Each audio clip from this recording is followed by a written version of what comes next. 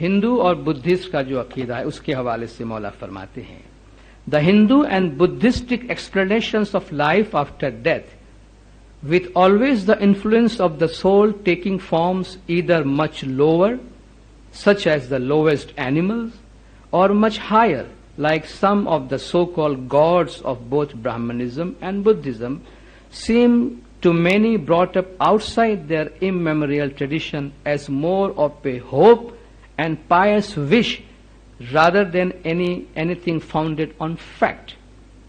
کہ بدھسٹ اور ہندوؤں کا جو عقیدہ ہے کہ مرنے کے بعد آپ برے جنموں میں یا ہائر اوتاروں میں جائیں گے، جو ان عقیدے میں پلے نہیں ہیں ان کو ایسا لگتا ہے کہ بجائے اس میں کوئی حقیقت کی بات کی جا رہی ہو، اس میں ایک امید اور ایک تمنا اور ایک ہوپ کی بات کہی جاتی ہے۔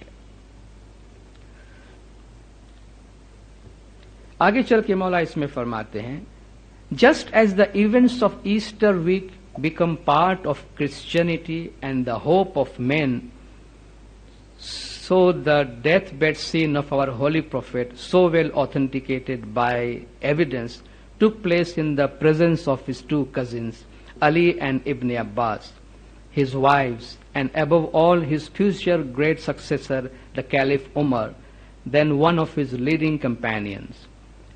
میں اس کو پھر سے پڑھتا ہوں کہ جس طرح مولانا نے فرمایا کہ کرسچنس کا اپنا عقیدہ ہے اور بدھسٹ کا اپنا عقیدہ ہے جس میں پھر سے پیدا ہونا اور امید کی باتیں کہی گئی ہے، مولا فرماتے ہیں اسی طریقے سے اسلام میں رسول اللہ کا جو آخری لمحہ ہے، ان کے جو آخری لمحات ہے وفات سے پہلے، اس وقت انہوں نے جو امید ظاہر کی ہے وہ مسلمانوں کے لیے ایک ایمبیشن کی بات کرتا ہے۔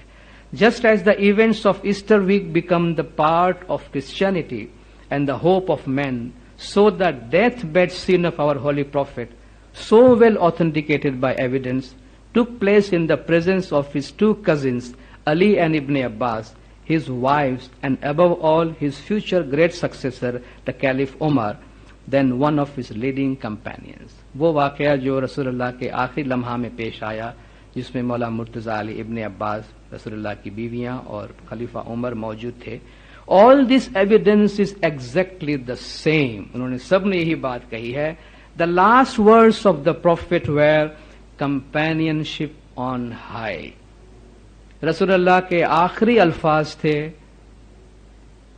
رفقت العالی، رفقت العالی، یعنی جو سب سے بالاتر ہے اس کی کمپنی، اس کی صحبت کا میں تمنا رکھتا ہوں۔ the last words of the prophet were companionship on high، جو اعلیٰ ہستیاں ہیں، جو اعلیٰ ہستی ہے اس کی مجھے صحبت نصیب ہو۔ This is a third way of looking at survival after death۔ پہلے جو عیسائی اور ہندو پوائنٹس مولا نے بتایا، This is the third way of looking at survival after death, apart from the biblical raising of the body and from the indefinite and varied doctrines of the several Hindu schools of thought and the two great Buddhist northern and southern sects۔ ان دونوں کے مقابلے میں یہ ہمارا ایک تیسرا نظریہ ہے۔ It is the hope of all true Muslims like their prophet, namely companionship on high۔ تمام مسلمانوں کا یہی تمنا اور ان کی یہی امید ہوتی ہے کہ مرنے کے بعد اعلیٰ جو اعلیٰ تر ہستی ہے اس کی رفقت یعنی اس کی صحبت ہمیں نصیب ہو۔ تو آپ دیکھیں اس میں مولا نے کس طریقے سے اس عنوان کو لیا ہے۔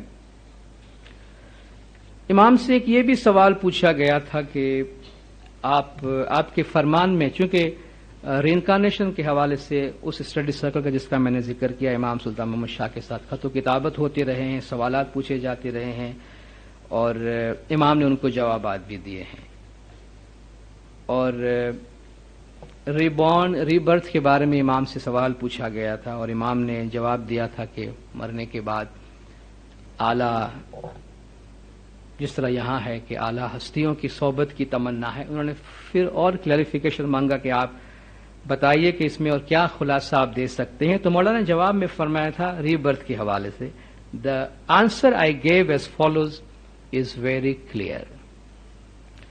Obviously, reborn means in a higher sphere than this earth. Obviously, reborn means in a higher sphere than this earth. اس دنیا سے, اس دنیا کے مقابلے میں, اس سے جو بالا تر درجات کہہ لیجئے, اسفیئر کہہ لیجئے, مدارج کہہ لیجئے, لیولز کہہ لیجئے, ڈائمنشنز کہہ لیجئے, وہاں پھر سے پیدا ہونا ہے.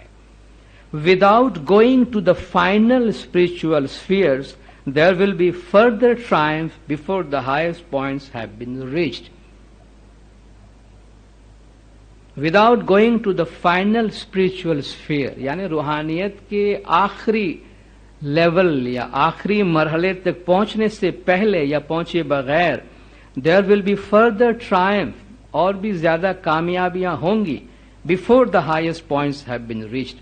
اس ہائیسٹ پوائنٹ پہنچنے سے پہلے جو اور دوسرے درجات ہیں, لہم درجات عند ربہم, قرآن میں بار بار فرمایا گیا ہے کہ ان کے اللہ کے پاس درجات ہیں, تو اور درجات میں کامیابیاں ہوں گی. Unless these highest points have been reached in this world and on this earth by the general rules of the Ismaili faith, beginning with kindness, gentleness, etc., and going up to the highest love of union with the Imam.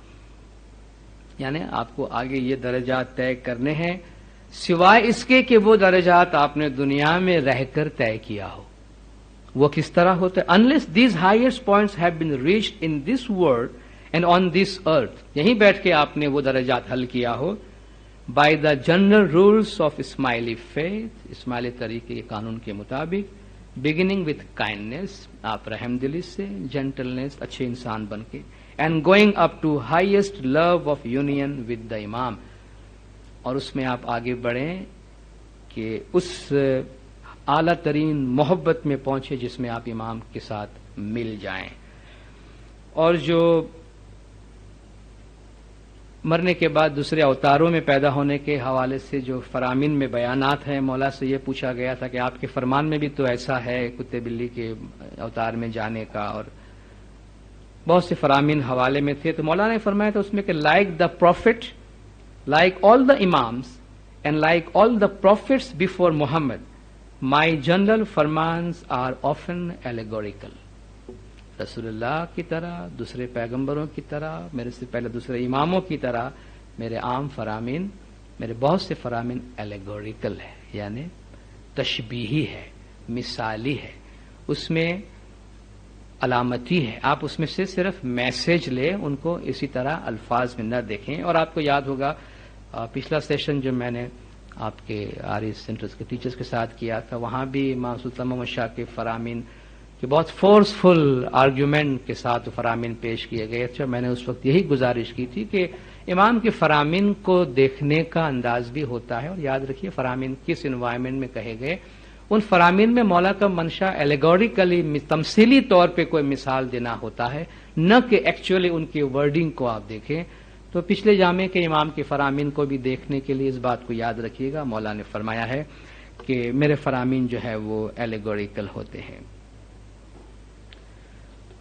تو مولا سے یہ سوال بھی پوچھا گیا تھا کہ اگر ایسا ہے تو پھر کیا وجہ ہے, کیونکہ ری انکارنیشن کے فیور میں جو دلائل دی جاتی ہیں ان میں ایک بہت ہی اسٹرانگ دلیل جو ہے, جو قائل کرتی ہیں بہت سے لوگوں کو, وہ یہ ہے کہ ایک انسان کمزور, بیمار, غریب, اپاہج پیدا ہوتا ہے, اور دوسرا انسان اچھے گھرانے میں پیدا ہوتا ہے.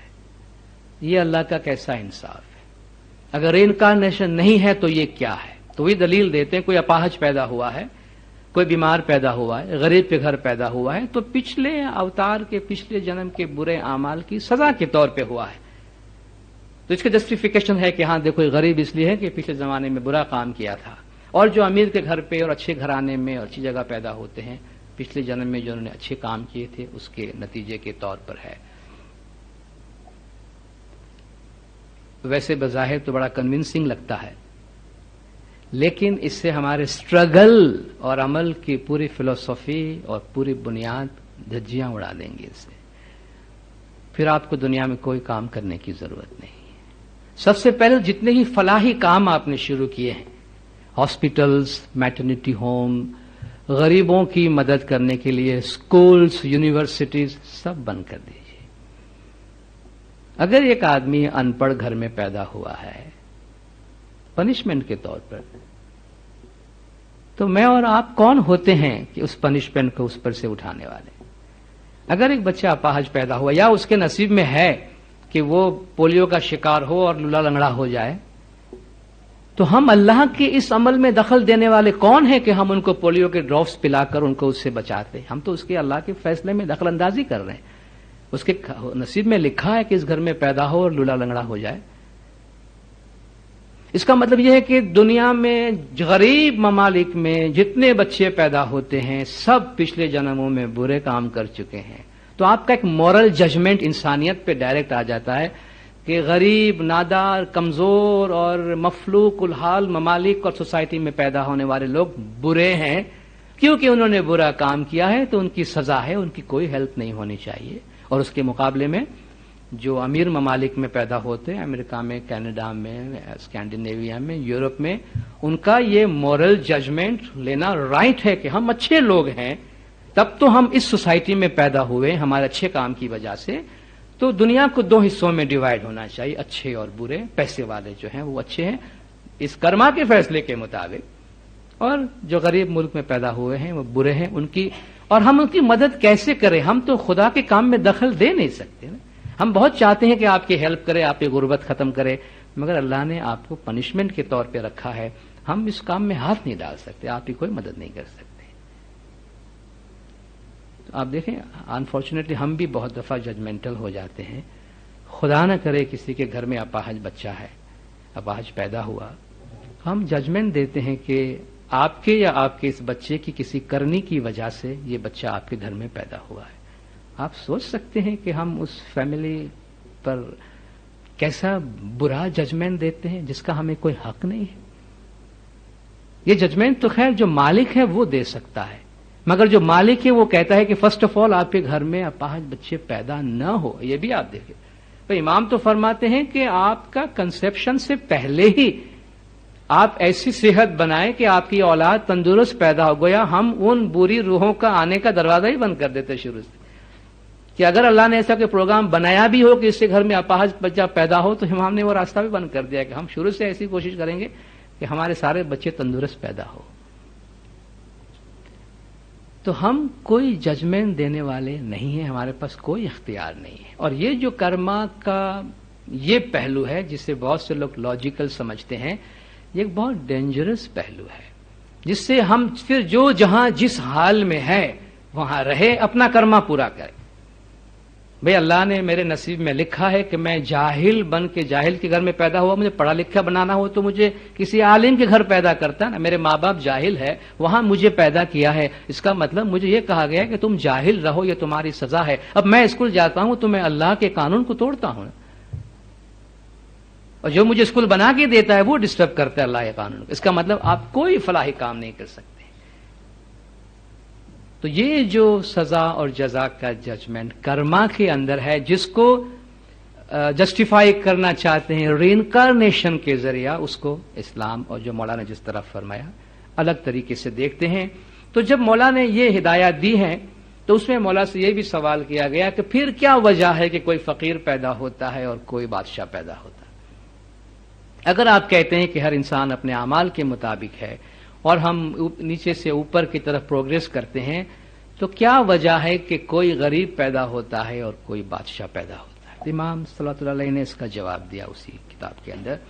As to the question about one being born as a king and the other as a poor man، ایک بادشاہ پیدا ہوتا ہے، ایک غریب پیدا ہوتا ہے. مولا نے اس کا جواب دیا، many kings and rich people are unhappy and very poor men with the light of God before them get up every morning after hour of meditation and are the real kings of this world.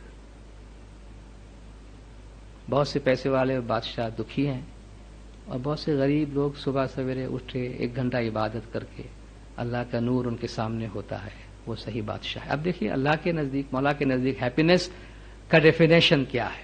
آپ بادشاہ ہیں، آپ کے پاس پیسہ ہے اس لیے happiness ہے، ضروری نہیں ہے.